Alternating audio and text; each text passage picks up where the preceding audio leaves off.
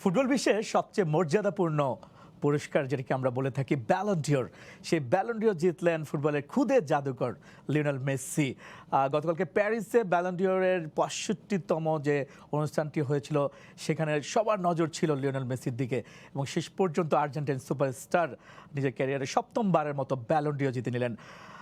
প্রিয় দর্শক, সময়.টিভি ফেসবুক লাইভে আপনাদের সঙ্গে রয়েছে আমি ইস্তিয়াক দীপু এবং আমার সঙ্গে রয়েছেন সহকর্মী মাহবুব রিমন। ধন্যবাদ দীপু আপনাকে। তোমরা কেমন আছেন? চমৎকার আছি রিমন ভাই। গতকালকে কিন্তু একটা চমৎকার একটা অনুষ্ঠান আমরা দেখলাম যেটি প্যারিসে অনুষ্ঠিত হয়েছে। ব্যালন ডিওর কিন্তু সব সময় কিন্তু একটা মর্যাদাপূর্ণ একটা পুরস্কার, যেখানে আমরা বিশ্বের নানা তারকা ফুটবলারকে আমরা দেখতে পাই সেখানে, এবং সেই লাল গালিচায় হেঁটে এসে স্টেজ থেকে কাঙ্ক্ষিত যে পুরস্কার সেটি নিতে আমরা দেখি ফুটবলারদেরকে। সব মিলিয়ে গতকালকে লিওনেল মেসি সপ্তমবারের মতো ব্যালন ডিওর জিতেছে, ক্রিস্টিয়ানোর সঙ্গে দুই ব্যবধান এবং ক্রিস্টিয়ানো রোনালদো কিন্তু নাম্বার 6 এবং লেভানডস্কি ছিল তার প্রধান প্রতিদ্বন্দ্বী, যেখানে লিওনেল মেসি আমরা দেখেছি 613 পয়েন্ট পেয়েছে এবং লেভানডস্কি পেয়েছিল 580 পয়েন্ট। সব মিলিয়ে কালকের অনুষ্ঠান এবং লিওনেল মেসির এই পুরস্কারটিকে আপনি কিভাবে দেখছেন? না, খুবই স্বাভাবিক, যোগ্য ব্যক্তি হিসেবে হয়তো লিওনেল মেসি জিতেছেন, কারণ আপনি জানেন যে লিওনেল মেসি আর্জেন্টিনাকে বহু বছরের যে শিরোপা খরা, সেই শিরোপা খরা ঘুচিয়ে একটা কোপা আমেরিকা উপহার দিয়েছেন। এছাড়া ব্যক্তিগত যদি পারফর্ম করার কথা বলি, বার্সেলোনার হয়ে মেসি যে কোপা দেলের ফাইনালে 2 গোল করেছেন, নিজে কোপা দেলের শিরোপা জিতেছেন, তিনি সর্বোচ্চ গোল যে পিচিচি ট্রফি, সেই পিচিচি ট্রফি জিতেছেন। সব মিলিয়ে ঠিক আছে। দেখেন, ব্যালন ডিওর যে শুধুমাত্র ফুটবলারদের পারফরমেন্স তাই কিন্তু না, প্রতি বছরই ব্যালন ডিওর নিয়ে কিছু বিতর্ক থাকে। এবারও তার অবশ্যই এবারও তার ঊর্ধ্বে নয়, তবে আমার মনে হয়েছে যে ঠিক আছে, যোগ্য ব্যক্তি হিসেবে মেসি ব্যালন ডিওর জিতেছেন। অবশ্যই রিমন, যেটি হচ্ছে যে কালকে প্যারিসে যারা স্থানীয় যারা দর্শক ছিলেন, বিশেষ করে প্রবাসী বাংলাদেশি এবং প্যারিসে যারা প্যারিসিয়ান যারা ছিল, তারাও কিন্তু ওদের আগ্রহে ছিল। বিশেষ করে মেসি কিন্তু এখন পিএসজি তারকা, LM30 16 করা যেটা পূর্ণ হওয়া, সবাই অপেক্ষায় ছিল যে কখন নামটি ভেসে আসবে প্যারিসের আকাশে। শেষ পর্যন্ত আমরা দেখলাম যে লিওনেল মেসি কিন্তু তিনি কিন্তু তার পরিবার নিয়ে এসেছিলেন, তার 3 সন্তান নিয়ে এসেছিলেন। তো সব মিলিয়ে বিষয়টা তো আসলে অন্য আলো আলোকিত হয়েছে। আমার কাছে কিন্তু সেটা মনে হচ্ছে না, কারণ আপনি দেখেন প্রতি বছর ব্যালন ডিওর নিয়ে যে উচ্ছ্বাস, যে উদ্দীপনা, আমার মনে হয় এবার কিছুটা হলেও কম, আমার কাছে ব্যক্তিগতভাবে কম মনে হয়েছে। দেখেন, করোনায় গেল বছরের ব্যালন ডিওরটা বাতিল হয়ে গিয়েছে, সব মিলিয়ে কিন্তু এবারের উচ্ছ্বাসটা আরেকটু রঙিন ছিল, কিন্তু লিওনেল মেসির নামটা কিন্তু অনেক আগেই ফাঁস হয়ে গেছে। আমার মনে হয় এটা একটা কারণ হতে পারে যে মেসি যে সপ্তমবারের মতো ব্যালন ডিওর জিতেছেন, এই তথ্যটা কিন্তু ইউরোপের একাধিক যে গণমাধ্যম রয়েছে সেখানে কিন্তু চলে এসেছে। অর্থাৎ আপনি যখন কোনো ম্যাচ খেলার আগে রেজাল্টটা জেনে যাবেন কোন দল জিতবে, আমার মনে হয় তখন কিছুটা হলেও রং হারায়, তেমনটাই হয়তো হয়েছে। আমার কাছে মনে হয়েছে যে আরও জাঁকজমক হতে পারতো, কারণ 1 বছর পরে ব্যালন ডিওরটা হয়েছে। আমরা বাংলাদেশে বসেও, 1000 মাইল দূরের বাংলাদেশে বসেও যে উত্তাপটা টের পাই এই ব্যালন ডিওরকে ঘিরে, আমার মনে হয় যে এবার একটু কম মনে হয়েছে। রিমন, আমরা ব্যালন ডিওর নিয়ে আরো কিছু গল্প থাকছে, সেগুলো নিয়ে আমরা অবশ্যই আলোচনা করব। প্রিয় দর্শক, ব্যালন ডিওর নিয়ে লিওনেল মেসি সপ্তমবারের মতো তিনি ব্যালন ডিওর জিতেছেন এবং সে নিয়ে একটি প্রতিবেদন রয়েছে। চলুন দর্শক দেখে আসি সেই প্রতিবেদনটি। আনুষ্ঠানিকতা শুরুর আধা ঘন্টা আগে প্যারিসের এডওয়ার্ড কলোনির স্যাটেলাইট থিয়েটারের উদ্দেশ্যে রওনা করে ব্যালন ডিওর নিজে। লাল স্পোর্টস কারে চড়ে তার আগমনের অপেক্ষায় তখন পুরো ফুটবল দুনিয়া। এর মাঝেই সেখানে উপস্থিত হন লেভা। স্ত্রী আন্নাকে নিয়ে লাল গালিচায় পা দেন পলিশ তারকা। ধীরে ধীরে উত্তেজনার পারদ ওঠে চরমে। গাড়ি থেকে নেমে আসেন লিওনেল আন্দ্রেস মেসি, সঙ্গে রকুজ্জো আর 3 সন্তান থিয়েগো, মাতেও এবং সিরো। পরে দিদিয়ের দ্রগবা এবং ক্রীড়া সাংবাদিক স্যান্ডি হ্যারিবার্টের উপস্থাপনায় শুরু হয় 65তম ব্যালন ডিওর পুরস্কারের মূল আয়োজন। পরে 2 ফর্মুলা 1 ড্রাইভার আলোনসো এবং এস্তেবানের হাতে চড়ে হলরুমে প্রবেশ করে ব্যালন ডিওর। প্রথমেই দেয়া হয় সেরা অনূর্ধ্ব 21 ফুটবলারের পুরস্কার। স্পেন এবং বার্সেলোনার তারকা মিডফিল্ডার পেদ্রির হাতে ওঠে এই ট্রফি। পরে এক আবেগঘন মুহূর্ত তৈরি হয় স্যাটেলাইটের বলরুমে। ট্রিবিউট দেয়া হয় আর্জেন্টাইন ইতিহাসের সেরা তারকা ফুটবলার দিয়েগো ম্যারাডোনা এবং জার্মান সুপারস্টার গার্ড মুলারকে। এরপর দেয়া হয় বছরের সেরা স্ট্রাইকারের পুরস্কার। বায়ার্ন মিউনিখ এবং পোল্যান্ডের হয়ে গত মৌসুমে 53 গোল করা রবার্ট লেভানডস্কির পকেটে যায় এই খেতাব। পরের পুরস্কারটা নারী ফুটবলের সেরা তারকার হাতে তুলে দেন আন্দ্রেস ইনিয়েস্তা। স্প্যানিশ অ্যালেক্সিয়া পুতিয়াসের হাতে উঠে ব্যালন ডিওর 2021-এর মর্যাদাপূর্ণ খেতাব। এরপর ঘোষণা করা হয় বছরের সেরা গোলকিপারের নাম। অবধারিতভাবেই সেটা যায় পিএসজি এবং ইতালির গোলপোস্ট সামলানো জিয়ানলুইজি দোন্নারুমার হাতে। এবার অপেক্ষা বিশ্বের সেরা ফুটবলারের নাম ঘোষণার। স্যাটেলাইট থিয়েটারের সব ক্যামেরার ফোকাস আর মনিটর তখন দুজনে নিবদ্ধ, কিন্তু দিদিয়ের দ্রগবা জানিয়ে দিলেন লেভা নয়। সপ্তমবারের মতো পৃথিবীর সেরা ফুটবলারের পুরস্কার যাচ্ছে লিওনেল মেসির শোকেসে। এ সময় করতালিতে ফেটে পড়ে স্যাটেলাইটের বলরুম। বাবার পুরস্কার প্রাপ্তিতে খুশিতে আত্মহারা হয়ে পড়েন মেসির 3 সন্তান। পরে লিওর ঘনিষ্ঠ বন্ধু লুইস সুয়ারেজের হাত দিয়ে তুলে দেওয়া হয় সপ্তম ব্যালন ডিওরের স্বর্ণগোলক। নিয়ন মোহাইমিন, সময় সংবাদ। চমৎকার একটি প্রতিবেদন আমরা দেখে নিলাম দর্শক। আমরা চলে যাব আবারও ব্যালন ডিওর নিয়ে আলোচনায়। সঙ্গে রয়েছেন মাহবুব রিমন। রিমন, চমৎকার একটি প্রতিবেদন আমরা দেখলাম। আমাদের সহকর্মী নিয়ন মোহামিন গতকালকে তিনি এটি কভার করেছিলেন।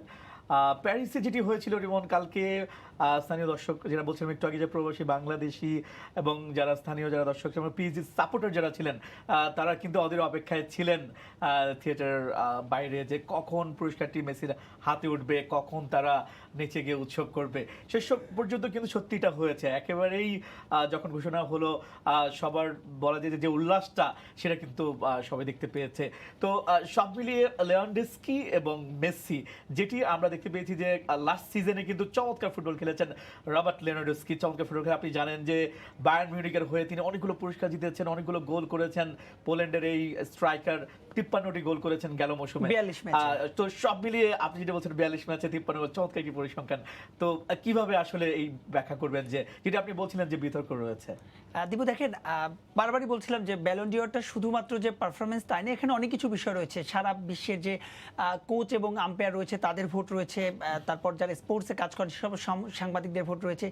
সব মিলিয়ে আমার মনে হয় কি, দেখেন, আপনি যদি পারফরমেন্সের হিসেব করেন, একজন ফুটবলার তার একটা ক্যারিয়ারে এক মৌসুমে ক্লাবের হয়ে যে কয়টি শিরোপা জিততে পারেন সম্ভাব্য, সবগুলো শিরোপা জিতেছেন কিন্তু লেভানডস্কি নিশ্চিত রূপে। সে 42 ম্যাচে 53 গোল করেছেন।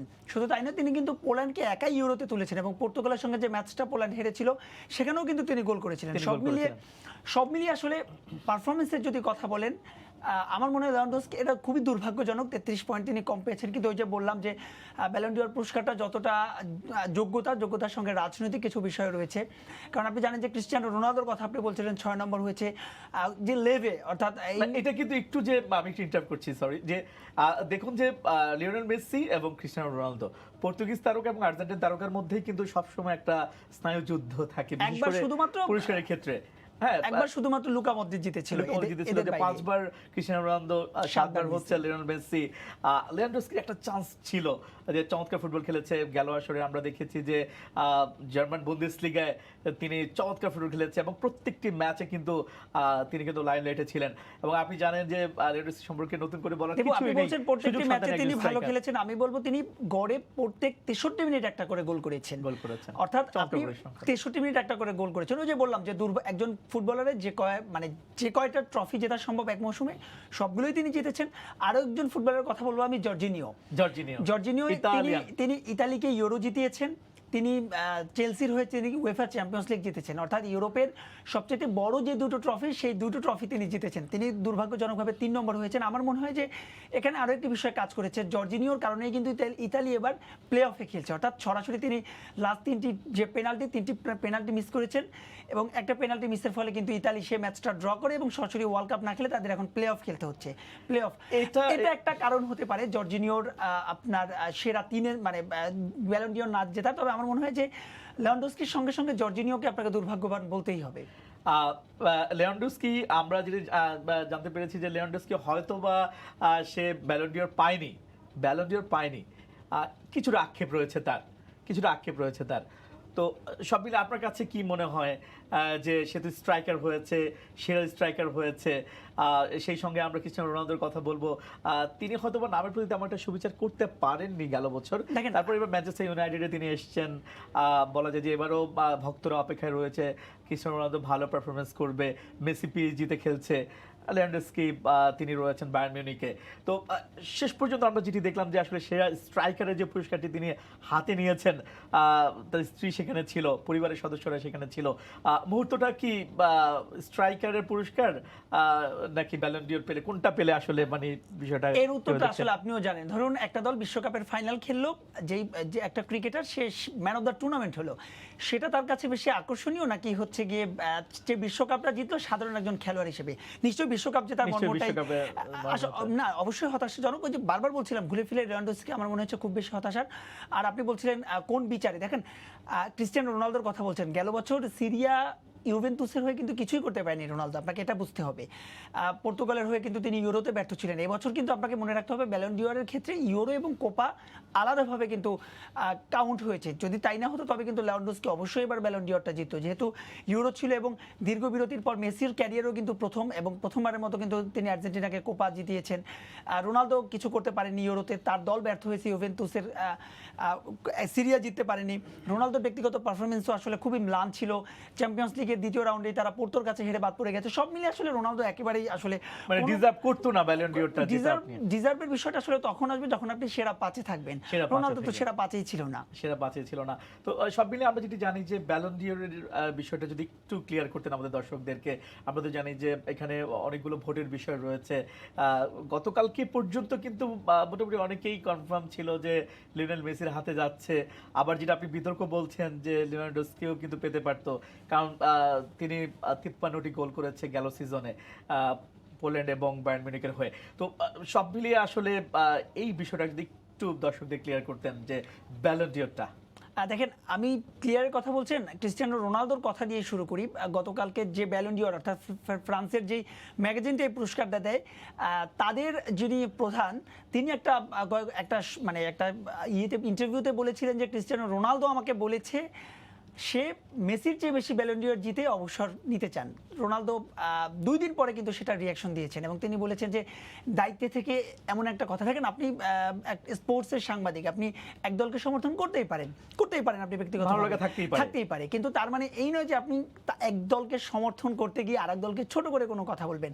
আপনি সমর্থন করবেন সেটা আপনার ব্যক্তিগতভাবে, কিন্তু তার মানে এই নয় আপনি হচ্ছে গিয়ে সবার সম্মুখে একজনকে স্পেসিফিকলি সমর্থন করবেন। এবং যে কাজটাই কিন্তু হয়েছিল এবং রোনালদো কিন্তু বারবার বলেছিল যে, এবং তাকে মিথ্যাবাদী বলেছিল কিন্তু, যে আমি এই ধরনের কথা কখনোই বলিনি।